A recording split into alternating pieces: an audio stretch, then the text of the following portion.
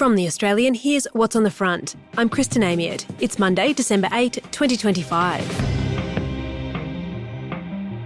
Foreign Minister Penny Wong and Defence Minister Richard Marles are off to Washington, D.C. this week.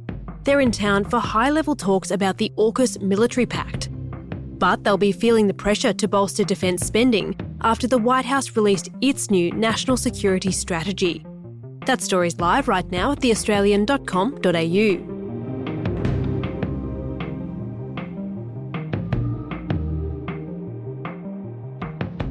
A peaceful valley was meant to become a renewable energy hotspot, but farmers say their water has been poisoned. Today, when a green energy dream goes wrong.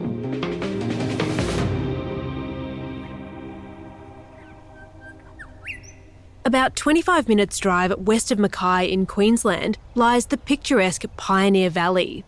One of the state's oldest farming communities, it's where rolling green hills border sugarcane fields and platypus swim under glittering waterfalls in the national park. But families who've farmed this land for years say their fresh, clean groundwater has been contaminated by a defunct green energy project proposed by the former state Labor government. And now, no one will tell them what's going on. Over the next 100 years, Queensland's competitiveness will be on an entirely different focus, relying on harnessing, moving and storing renewable energy. This is a speech given by the former Queensland Premier Anastasia Palaszczuk in 2022. To put that in the language of sport, this isn't a sprint or even a marathon, it's a triathlon. The grand plan was this: cut greenhouse gas emissions by 70%, triple the number of renewables projects, and accelerate the closure of Queensland's coal-fired power stations. The former Labor government said 2 huge pumped hydro projects were vital to achieving those goals. I prefer to call it the Battery of the North. It will be the largest pumped hydro storage in the world, with 5 gigawatts of 24-hour storage and the potential for stage 1 to be completed by 2032. These are projects of national significance on a scale not seen since the construction of Snowy Hydro. Bigger than Snowy Hydro. So, a taxpayer-funded organisation called Queensland Hydro was established to develop the 5-gigawatt Pioneer Burdekin pumped hydro project in the Pioneer Valley and another southwest of Noosa. But the Palaszczuk government didn't do its homework.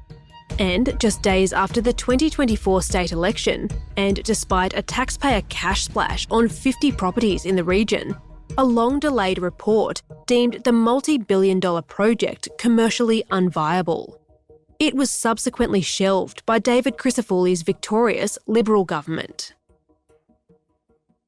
So we've spoken to a number of landholders across the Pioneer Valley, and what they're telling us is that their wells and their dams that they draw their drinking supply and use for irrigation has been contaminated. Michael McKenna is The Australian's Queensland editor. There was turbidity in the water of the wells, there was discoloration in the drinking water dams, and most recently there's been a black muck, an oily substance that has come from the bottom of these wells. Some of the landholders have sent their water off for testing, and they report, and I have seen these test results, and they show that there's dangerous levels of aluminium, iron and manganese, as well as the E. coli bacteria that has been found in their water supply. The first signs of this was happening when there was actual drilling being conducted on the land for the Pioneer Burdekin project, but these problems have continued to occur. And I have spoken to landholders going back about 50 or 60 years. I've tracked down people that grew up on the properties, on one of the worst affected properties. He's a 70-year-old man, Bernie Mansell, and he lived on the property and farmed it for sugarcane for decades. And he and a couple of others that took over this land after he sold it have said that there was never any discoloration, there was no problem with the well, and certainly no contamination. Hydrogeologists privately hired to look into the alleged contamination have linked it to exploratory drilling conducted before the Pioneer Burdekin project was canned. That's where experts drill deep into the earth to understand what they're working with. In this case, almost a kilometre, according to public records. What does Queensland Hydro say about that alleged contamination? So they've denied any responsibility for the alleged contamination in any of the water supplies in the Pioneer Valley. They have looked at one of the worst affected properties and looked at the test results and done some field work. What they have said, or what their findings are, is that these metals were already evident in the ground. And they're suggesting that the contamination or the dangerous levels of the metals and also the existence of the E. coli bacteria is as a result of heavy rain events that occurred earlier this year, and that it stirred up some of this material in the ground and that it washed down the hill and into the wells. Now, I have spoken to landholders. There's been 2 landholders and another farmer that have leased this property over the last 50 years. I've spoken to all 3 of them and they dismiss this suggestion. They're saying that there has always been heavy rain in this area, but going back those decades, they have never seen what has happened, the discoloration, the turbidity, and certainly the contamination in that well and in the surrounding water supply, that it has never happened before. You've spoken to people who, as you said, have lived on and farmed this land for many, many decades. How has this situation affected the community in Pioneer Valley? Well, right from the beginning, this project has split the community. You've got to understand that there was no forewarning. One day they were going about their business, they were farming their land, it was this tight-knit small community, and the next they heard on the news that their valley, which is one of the most pristine, beautiful valleys, it sits under the Youngella National Park, it's a boxed-in valley, that they found out that it was going to be flooded and filled with water to create this massive, mammoth pumped hydro project. Now, some of the landholders were able to sell their property. They were moving into retirement and they sold it at a premium. Others wanted to stay and wanted to continue on with their farming. But while this process was going on, I've been told that Queensland Hydro wasn't public about the prices that were being offered on each of the properties, that there was non-disclosure agreements that were put on those that had sold. There was suspicion. And then up above, there are people who live in and around the national park, the Youngella National Park, who were so concerned about the impact on the spring water and the waterways up there, which is full of platypus. And so this project has pitted people against each other in the community. I have been told repeatedly that this has caused division within the community, and particularly the contamination. There's a lot of angst. I've spoken to farmers who say that they haven't been able to sleep at night. These are people that have worked the land for decades and they've built up their enterprise. The local MP for the area, Glenn Kelly, has confirmed to me that he has spoken to people who believe that their land's contaminated, but they're afraid of what it would do to the value of their land. So why do it at all? When you look at the policy that was announced in September 2022, both in the ambition and the size of the policy, timing is important. The Greens had won seats at the federal election. State Labor was down in the polls and the Greens were up in the state polls. And Anastasia Palaszczuk, who was in her 3rd term, wanted something to recharge her leadership. And this I've been led to believe. It was both apparent and what I've understood from speaking to people inside the government at the time is that this was what was supposed to carry her through to the October 2024 election, and also, they say, more importantly, wedge the Liberal National Party government because they would probably have some concerns about the projects and they could have a point of distinction from the Liberal National Party. Coming up, how Pioneer Valley residents are being kept in the dark.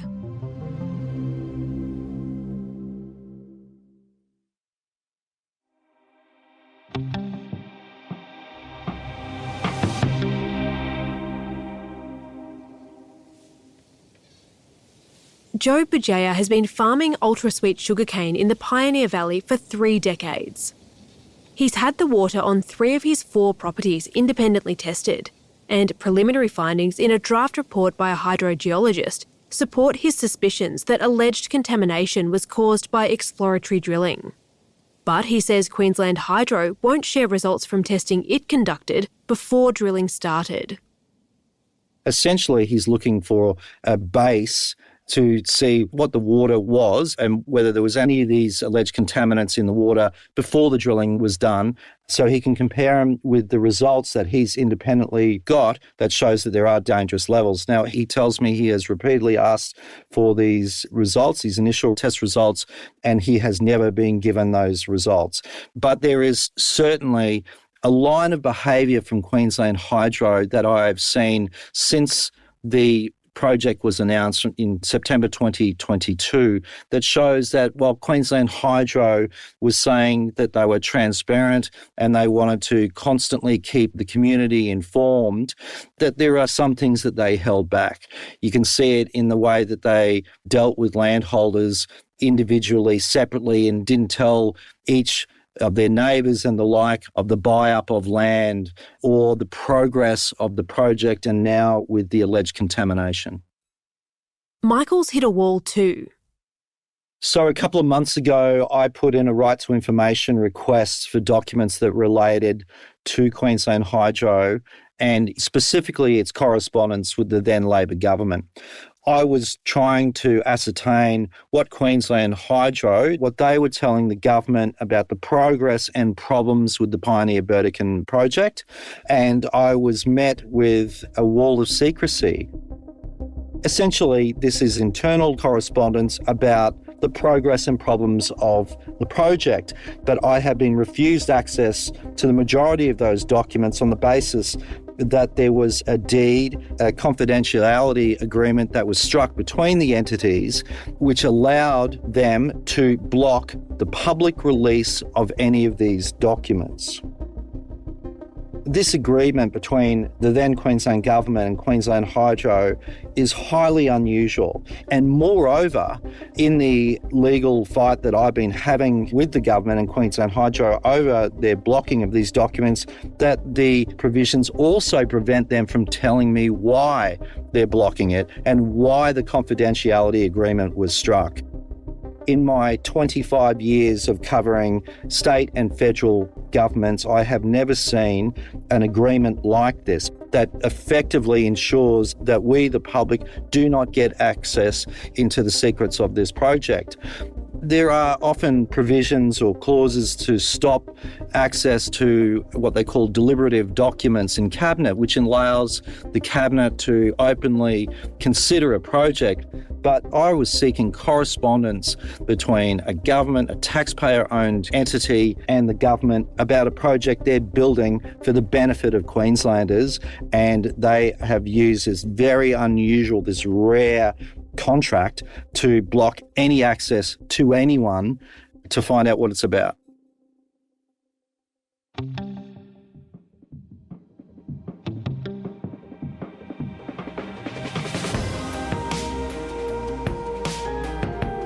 Michael McKenna is the Australian's Queensland editor. You can read his full investigation, plus see photos, videos and more at theaustralian.com.au.